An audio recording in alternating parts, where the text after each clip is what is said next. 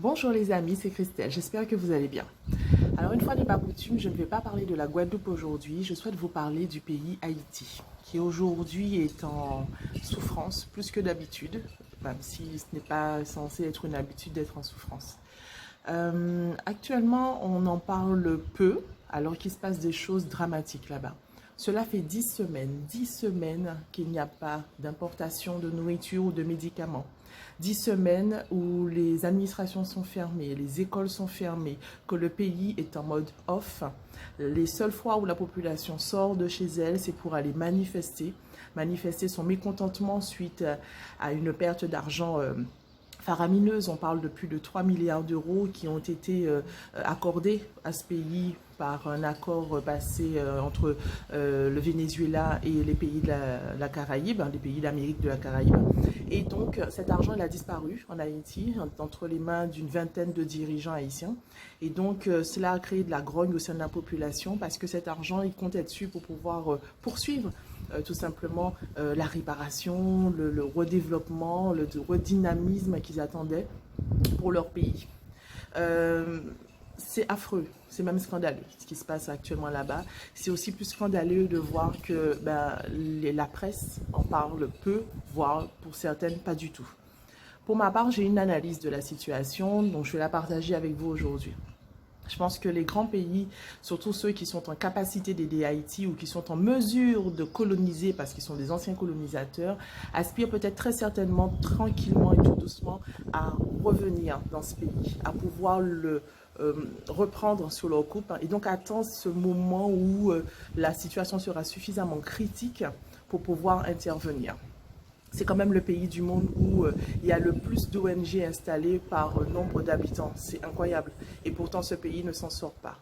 La vieille dame, comme on dit pour Haïti, est malade et toutes les aides-soignantes qui sont assises à ses côtés sont tout aussi malades et fatiguées de l'accompagnement qui ne portent aucun résultat concluant. Haïti souffre depuis son indépendance en 1804 d'une succession de dirigeants qui n'ont fait qu'une seule chose, c'est de dégrader la situation pour en tout cas la grande majorité. Quelques ont essayé de tirer un peu leur épingle du jeu, mais ils sont soit accidentellement décédés, soit on a fait tout ce qu'on pouvait pour leur mettre des bâtons dans les roues pour qu'ils ne parviennent pas à donner les résultats qui étaient attendus par la population. Donc j'espère que cette vidéo va être diffusée. En tout cas, pour ma part, je soutiens Haïti, la population haïtienne. Je leur demande vraiment d'être courageux, d'être fort. Je demande au président Jovenel Moïse de démissionner parce qu'il n'est plus en mesure d'apporter quoi que ce soit à cette population et que quand on n'est plus en mesure de le faire, il faut savoir aussi accepter, il faut savoir reconnaître ses torts, reconnaître son manque de pouvoir et en tout cas la possibilité de faire quelque chose de positif pour son pays.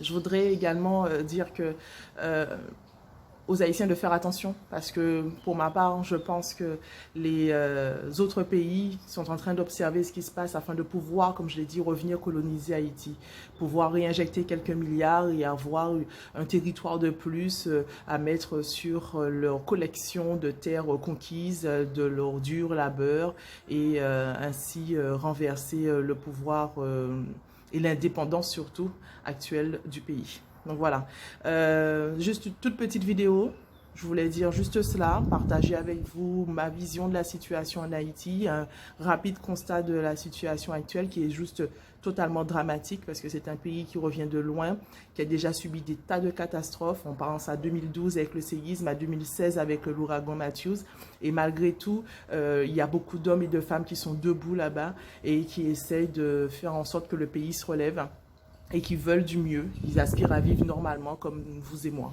Donc, je leur apporte du soutien, je leur dis force et j'espère qu'ils obtiendront la démission de ce président et un nouveau gouvernement qui sera intègre et qui fera le travail qu'il mérite, tout simplement. Je vous remercie pour l'écoute. Je vous invite à liker, partager cette vidéo massivement et je vous dis à bientôt pour d'autres vidéos. Je vous embrasse.